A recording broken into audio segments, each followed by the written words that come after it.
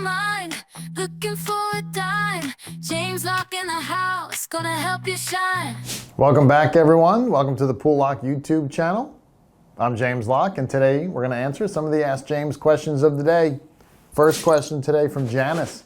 We're close to retirement and we want to maximize our return over the next 2 years. What do you recommend? All right, Janice. Well, okay.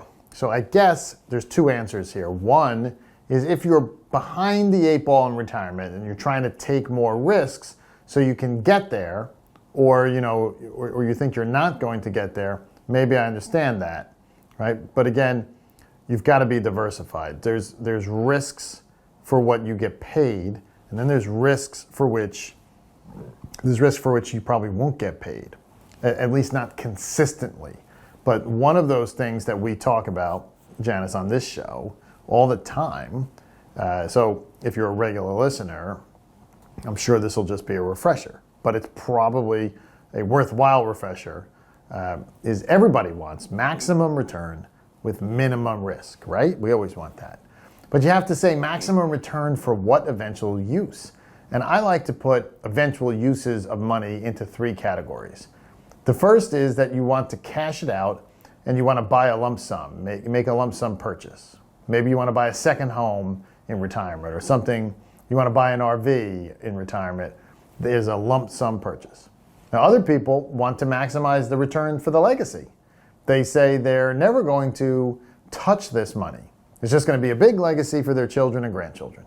But most people approaching retirement take the third option. They say they want to maximize return with minimum risk to provide them with retirement income to replace their paycheck. So, Janice, I'm going to assume that's you because you said you want to retire in 2 years. You want more return. And so I'm going to assume you want to maximize it in the form of income. So you have to be careful here. Most people, all your life, you've been total return focused. You've been thinking about, gosh, I have my 401k. If I open up my statement one month and my account is worth less than it was the previous month, maybe I'm in a funk for a few hours, right? If my statement's worth more than the previous month, maybe I'm in a great mood, right? I call that 401k brain. We're just looking at the lump sum, but you are really close, Janice, to making a paradigm shift where now it's not going to be about return in the form of a lump sum increases. It's going to be returned in the form of income to replace your paycheck from interest and dividends, right? So we always talk about that on this show, the income. The bottom line is if you're trying to get maximum return in the form of income, because this is an income-based money that we're talking about in the near future, well, then now is the right time, right? You might want to make some moves quickly because the Federal Reserve is lowering interest rates, and that could affect the amount of income you get from your investments. If you don't lock it in, or at least, make that income sticky as soon as possible.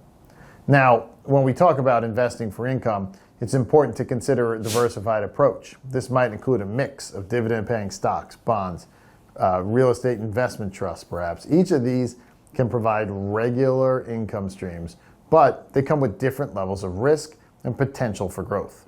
For example, high-quality dividend stocks can offer both income and the potential for capital appreciation. Bonds, especially corporate or municipal bonds, can provide steady, predictable income. Now, REITs can offer higher yields, but they may be more volatile. The key is to find the right balance that aligns with your risk tolerance and income needs. Remember, Janice, when maximizing return is important, preserving your capital is critical too, especially as you approach retirement. So don't chase yield at the expense of safety.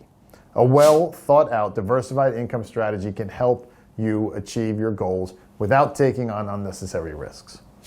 So consider consulting with a financial advisor who specializes in retirement income planning to tailor a strategy that fits your specific situation and goals. Great question today. Thanks, Janice. As always, if you'd like to have your question answered, you can do so by emailing it to poollocke@poollocke.com.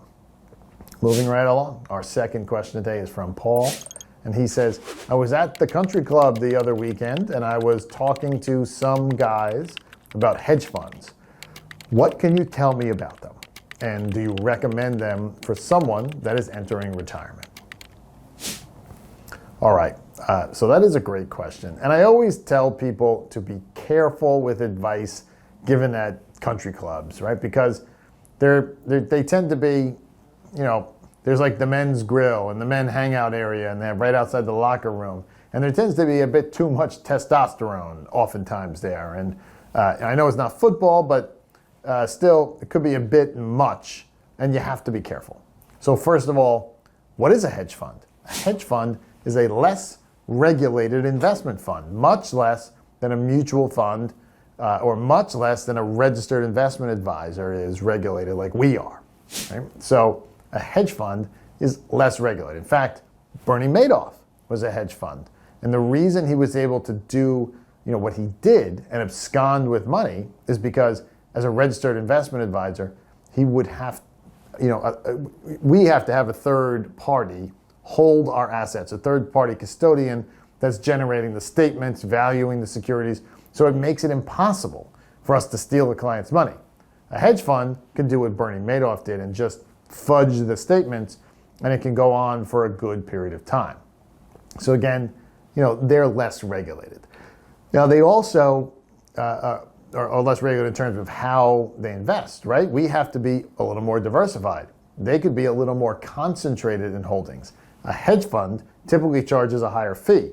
So whereas we might charge 1% management fee, a hedge fund might charge 2%, but then they're going to take 20% of the gain, right? Something that's not even legal for us because the regulatory authorities would say that, if I'm getting paid part of the gain, then I'm not really acting as a fiduciary for my clients because then I just want to take as much risk as I possibly can, trying to get more gain so I can get 20% of the gain. So hedge funds don't have that restriction. So yes, if they get your money to grow by 100% this year, they keep 20% plus their 2% fee.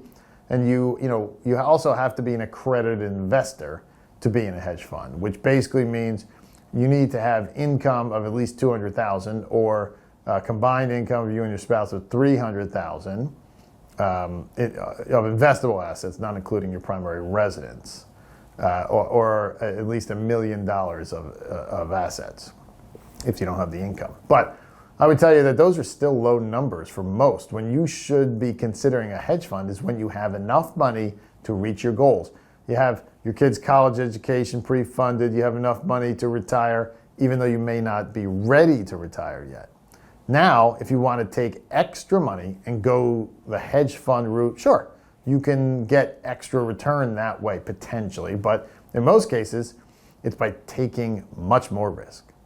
Now let's talk about this in the retirement, in the context of someone entering retirement and focusing on investing for income.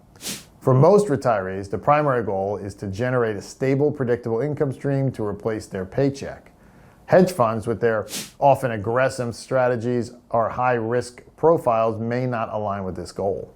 Instead, when investing for income in retirement, you might want to consider more traditional income-generating investments. So what do those look like? Dividend-paying stocks. Companies with a history of stable and growing dividends can provide a reliable income stream. Bonds, government, high-quality corporate bonds, they can offer steady, albeit typically lower, returns. Real estate investment trusts, these can provide higher yields through real estate investments. Annuities. So while they're not for everyone, certain types of annuities can provide guaranteed income streams. You get high yield savings accounts or CDs, right? For the most conservative portion of your portfolio. These can provide some income with very low risk. The key is to create a diversified portfolio that balances your need for current income with some growth to keep pace with inflation. Now remember, in retirement, capital preservation becomes increasingly important.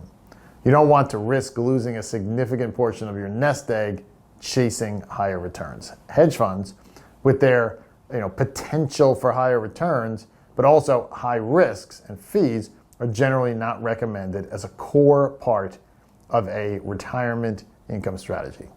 They might have a place in the portfolio of a high net worth individual who can afford to take on more risk with a portion of their wealth, but for most retirees focusing on income, more traditional and regulated investment vehicles are often more appropriate.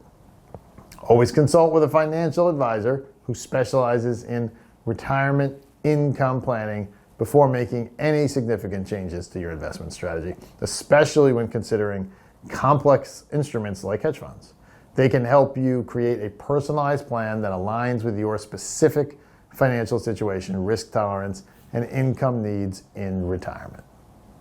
Great questions. As always, if you'd like to send in your question, you can do so by emailing it to Poole@PooleLocke.com. If you like what you heard, go ahead, like and subscribe to our channel. I would appreciate that. I'm James Locke, your retirement income source. I'll see you next time. Money on my mind, looking for a dime. James Locke in the house, gonna help you shine. Retirement is near, don't you live in fear. Listen up, my friend, let me make it clear. Savings in the bank.